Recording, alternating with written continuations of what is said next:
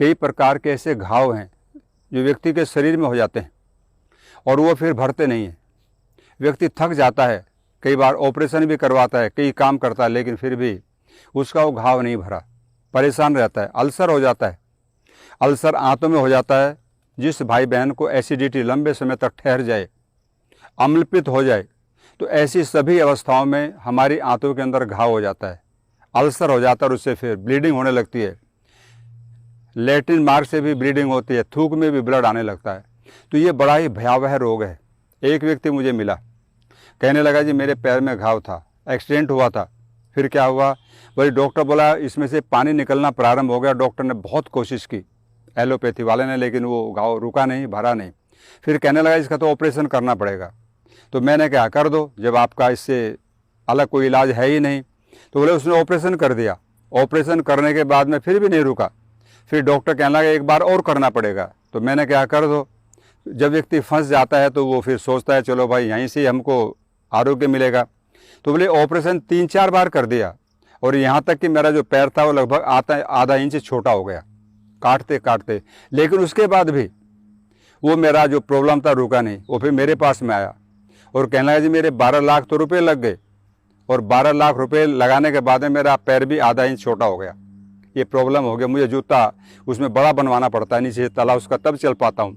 तो ऐसी सभी अवस्थाओं में यदि हमारे शरीर में कोई घाव है तो ये संजीवनी जो है बहुत ही अच्छा कार्य करती है।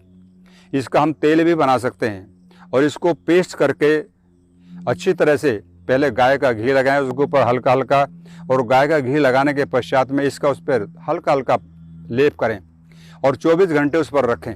और यदि अंदर घाव है तो हम इसको 4-5 पत्ते धो करके चबा कर खा जाएंगे तो अंदर जहाँ भी घाव इसको टच करेगा एकदम ठीक हो जाएगी।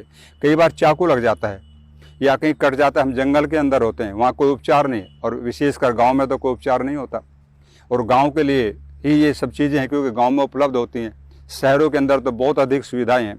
तो वहाँ पर इसके 3-4 पत्ते ले लीजिए, इसको रगड़ करके उसका रस डाल दें उसके ऊपर, और जो उसका बच गया भाग उसको उस पर लगा दीजिए, एकदम खून को बंद कर देता है। तो ये संजीवनी है। तो भारतीय संस्कृति में हमारे जो संपदाएं हैं देश के अंदर, आप सोच नहीं सकते कितनी बड़ी संपदा हमारे देश के अंदर है जिससे हम कितना लाभ उठा सकते हैं।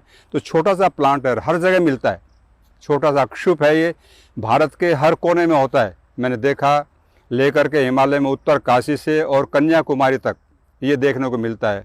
तो यहाँ पर जो हमारा आश्रम है महर्षि पतंजलि अंतर्राष्ट्रीय योग विद्यापीठ, ये आयुर्वेद पर विशेष काम करता है, और वो कार्य हमारा उन्हीं विषयों पर होता है, उन्हीं रोगों पर होता है जो बड़े जटिल हैं, क्योंकि सामान्य रोग की चिकित्सा तो हर व्यक्ति कर रहा है। हमारे पास में सैकड़ों की संख्या में पेशेंट आते हैं, पूरे भारत से, बाहर से भी आते हैं, और इन्हीं चीज़ों के द्वारा हम उनका ट्रीटमेंट करते हैं और उनसे उनको लाभ मिलता है इस कृपा से। तो मैं चाहूँगा जिन भाई बहनों को शरीर के अंदर कोई भी किसी प्रकार का घाव है, अल्सर है, ब्लड रुकता नहीं है, हड्डियाँ रिसने लगते हैं कई बार, तो इन चीज़ों का प्रयोग करें। परमात्मा ने सब हमको दिया है और महर्षि चरक सुश्रुत ने हर भारतीय के लिए खुले मन से इन चीज़ों को किताबों में लिखा है। तो हम इसका प्रयोग कर सकते हैं जिससे हमें लाभ मिलेगा, हम घाव को भर सकते हैं और अंदर से भी अगर अल्सर है तो उसको भी ठीक कर सकते हैं। तो इस पौधे का नाम है संजीवनी। इस पर फूल आता आप देख रहे हैं येलो कलर का, तो ये ज़मीन पे फैलने वाला क्षुप है, तो वहाँ से हम इसका लाभ ले सकते हैं।